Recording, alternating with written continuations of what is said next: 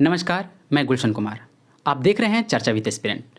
इस चर्चा में हम बात करेंगे बुजुर्गों की अधिकारों की। यदि किसी बुजुर्ग को उनके संतान या उनके रिश्तेदार बेसहारा छोड़ दे तो वह क्या करें, वह कैसे हासिल कर सकते हैं अपने अधिकारों की, उनके हितों की रक्षा करने के लिए देश में कौन कौन से कानून हैं, प्रावधान क्या है और माता पिता के लिए बच्चों की जिम्मेदारियाँ क्या है।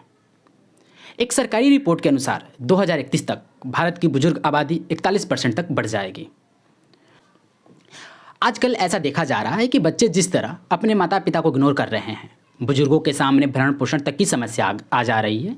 एक संस्कार जो पहले हुआ करता था कि माँ बाप ही सब कुछ हुआ करते थे, आजकल ऐसा ज़्यादा देखा जा रहा है कि माँ बाप अपने आप को बेसहारा महसूस कर रहे हैं।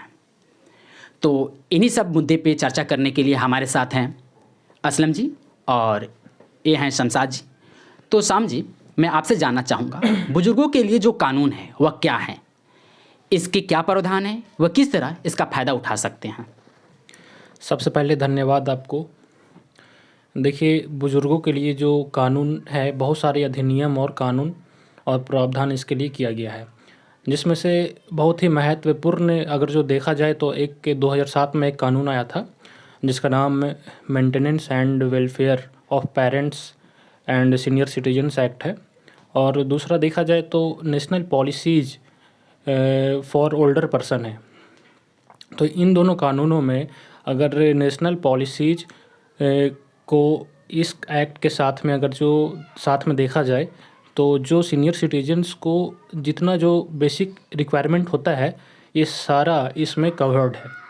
जैसे कि जो वरिष्ठ नागरिक होते हैं उनको महीने का खर्च जो चलाना होता है, उनके अपने महीने के खर्च उनके पास पर्याप्त पैसा है या नहीं है, इस बारे में क्या उनके पास दवाई उनकी देखभाल की सुविधाएं उपलब्ध है या नहीं है, इस बारे में क्या वे अपने घर पे इज्जत से उनको रहने का हक है या नहीं है, ये भी उसमें है। और ये भी है कि अगर जो वो अपने संपत्ति को अपने बच्चों को वो दे दिए तो अगर उनके बच्चे उनको सही तरीके से देखभाल नहीं कर रहे हैं तो क्या उस संपत्ति को वापस लेने का हक है, उनको राइट है, ये भी इसमें ये प्रावधान किया गया है। तो देखिए, अगर जो देखा जाए इस बारे में किसी भी एंगल से अगर जो हम देखते हैं सीनियर सिटीजन्स के बारे में तो और देखा जाए तो जैसे भारत का जो पर्सनल लॉज है, जैसे हिंदू एडॉप्शन मेंटेनेंस एक्ट है, उसके बाद में फिर पारसी लॉज है, मुस्लिम लॉज है, क्रिश्चियन लॉज है।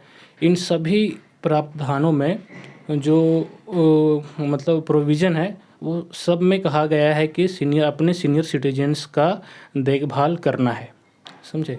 लेकिन समस्या ये आती है कि इतने प्रोविज़न के बावजूद क्या इन प्रावधानों के बारे में सीनियर सिटीजन्स जानते हैं। अगर वो नहीं जानते हैं तो ये इन्फॉर्मेशन उन लोगों तक कैसे पहुंचा सकते हैं। देखिए, कुछ समय पहले एक सर्वे हुआ था जिसमें सरकार के जो एक्ट है इसके माध्यम से जो सीनियर सिटीजन्स को बेनिफिट्स दिया जाता है, जैसे वो लॉ एंड ऑर्डर से हो सकता है, उनकी सुरक्षा को लेकर हो सकता है, और उनकी दवाई सुख सुविधाओं को लेकर हो सकता है, उनके देखभाल को लेकर हो सकता है। तो इन सभी प्रावधानों का फ़ायदा वो उठा नहीं पा रहे हैं, क्योंकि इसी सर्वे में 80% लोग से ज़्यादा उनके पास ये जानकारी नहीं है। और मात्र जो फ़ायदा उठाने की बात कही जाए तो मात्र 1.5% जो 1.5% लोग हैं वो इन प्रावधानों का फ़ायदा उठा पा रहे हैं, जो कि ये काफ़ी शर्मनाक की बात है। क्योंकि हमारा जो देश है इसमें 70% से ज़्यादा सीनियर सिटीजन जो हैं वो गांव में रहते हैं, और कहा जाता है कि उनके तक 80% से भी अधिक जो हेल्थ केयर होता है वो नहीं पहुंच पाता है, और 22% से ज़्यादा लोग कोर्ट में लड़ाइयाँ लड़ रहे हैं अपने रिश्तेदारों से, अपने बच्चों से, क्योंकि उनको अपने राइट्स के बारे में मालूम ही नहीं है, वो क्या करें आखिर। देखिए, हम फोकस करते हैं कि और अमेंडमेंट्स लाया जा सकता है, क्या और एक्ट पास किया जा सकता है, लेकिन अगर जो ये इन सभी चीज़ों के अलावा फोकस इस पे किया जाए कि क्या इन प्रावधानों को ग्रास रूट ग्रास रूट तक किस तरह से ले जाया जा सकता है, इस पे अगर जो फोकस करे सरकार और भी समाज के बहुत सारे लोग, क्योंकि ये सिर्फ सरकार के द्वारा ही जागरूकता का अभियान नहीं चलाया जा सकता है। सरकार इसे चालू करे, एक जो होता है ना सोशल अवेयरनेस कैंपेन के थ्रू चालू करे, इसे सामाजिक मुद्दा बनाया जाए और समाज के अनेक वर्ग, अनेक संस्था इसे आगे लेकर चले, तब जाकर के वरिष्ठ जो नागरिक हैं उनको अपनी राइट्स के बारे में पता चलेगा कि आखिरकार मेरी राइट्स क्या है। शाम जी, मैं आपके बातों से बिल्कुल सहमत हूँ। जिस तरह आपने बताया कि ये सिर्फ सरकार का ही काम नहीं है, इसमें एनजीओ को आगे आना होगा, हम जैसे युवा को आगे आना होगा और हम सबको मिलकर कार्य करनी होगी, तब जाके निचले से निचले तबके तक ये जागरूकता पहुंच पाएगी। बिल्कुल। तो मैं आपके पास दोबारा आऊँगा। इससे पहले मैं असलम जी से कुछ जानना चाहूँगा। असलम जी, आजकल ऐसा देखा जा रहा है कि बच्चे अपने माता पिता को इग्नोर कर रहे हैं। एक माँ बाप 3-4 बच्चों की परवरिश एक कमरे में कर देते हैं, लेकिन 3-4 बच्चे मिलकर एक माता पिता की परवरिश नहीं कर पाते। क्या कारण है? किस वजह से आजकल बच्चे अपने माता पिता को इग्नोर करते जा रहे हैं और माता पिता अपने आप को बेसहारा महसूस कर रहे हैं? गुलशन जी, आपका बहुत बहुत धन्यवाद।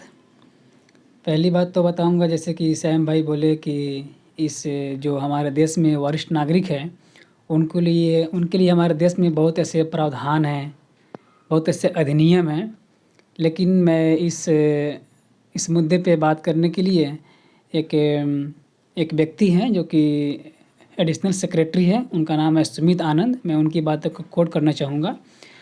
और उनकी बातें बहुत सही हैं। वे कहते हैं कि जब भी बात आती है हमारे देश में वरिष्ठ नागरिकों की, तो उन पे संस्कार बहुत ज़्यादा हावी हैं एक्चुअली।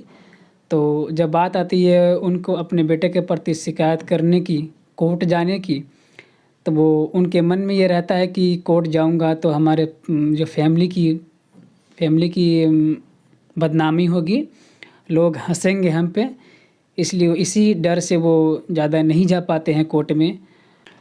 हमारे देश में जो भी बुजुर्ग नागरिक हैं, जो भी वरिष्ठ हैं, उनके परेशानी में जैसे कि आ गया फिज़िकल एलिमेंट है, सोशल इकोनॉमिक है और बहुत सारे ऐसे प्रॉब्लम है। और बहुत सारी समस्याओं के जड़ में एक ही प्रॉब्लम है, आर्थिक प्रॉब्लम।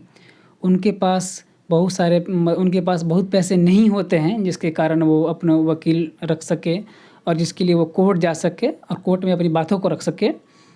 जो बुजुर्ग नागरिक हैं हमारे देश के, उनके पास पैसे नहीं होते हैं कोर्ट जाने के लिए, तो उनके लिए दिल्ली राज्य विधिक सेवा जो कि प्रोग्राम है, जो कि इसमें अहम भूमिका निभाता है। प्रत्येक नागरिक, इस देश के प्रत्येक वरिष्ठ नागरिक जिनका 1 साल का आय 4 लाख से कम है, तो सिर्फ एक नंबर पे फ़ोन करना है जो कि 1516 है। इस पे आप फ़ोन करके आप अपने अधिकारों के बारे में जान सकते हैं कि मैं कोर्ट में कैसे जाऊं, मुझे कौन हेल्प करेगा, मुझे इस चीज़ की ज़रूरत है, मेरे बेटे ने या मेरे फैमिली वालों ने मुझे अलग कर दिया है, नहीं रख रहे हैं। तो आपको इस नंबर से फ़ोन करने पे बहुत सारी सूचनाएं मिल जाएंगी और यहाँ तक कि वो लोग भी आपके हेल्प करेंगे कि आपको कहाँ जाना है। वो यहाँ तक कि आपके घर पर जाकर भी हेल्प करेंगे। अभी असलम जी ने बताया कि एक डायल नंबर है 1516। इसे डायल करने पे हमें वो सारी सूचनाएं मिलेंगी, गवर्नमेंट हमें वो सारी हेल्प करेगी जो हम जिस अधिकार से हम वंचित हैं। मैं जहाँ तक मानता हूँ कि माता पिता अपने बच्चों के खिलाफ कोर्ट कचहरी इसलिए नहीं जाते, वो सोचते हैं कि जिस पेड़ पौधा को हमने सींच के इतना बड़ा किया उसे हम कैसे काटें। इसी लोक लाज लज्जा के कारण वो कोर्ट कचहरी का चक्कर नहीं काटते। तो शमशाद जी, आप इस बारे में क्या सोचते हैं?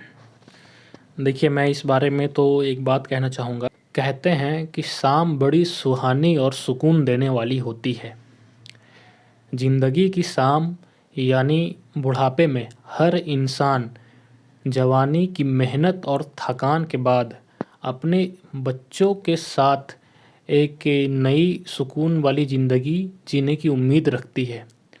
लेकिन हमारे देश में कई बुजुर्ग ऐसे हैं जिन्हें अपने बच्चे उन्हें बेसहारा छोड़ दिया। आज हमने चर्चा किया वरिष्ठ नागरिकों के अधिकारों के बारे में, क्या है हमारे देश में उनके लिए कानून और प्रावधान, तो हम बेहतर तरीके से इस पर चर्चा कर पाएँ। आप दोनों का मैं बहुत बहुत धन्यवाद करता हूँ।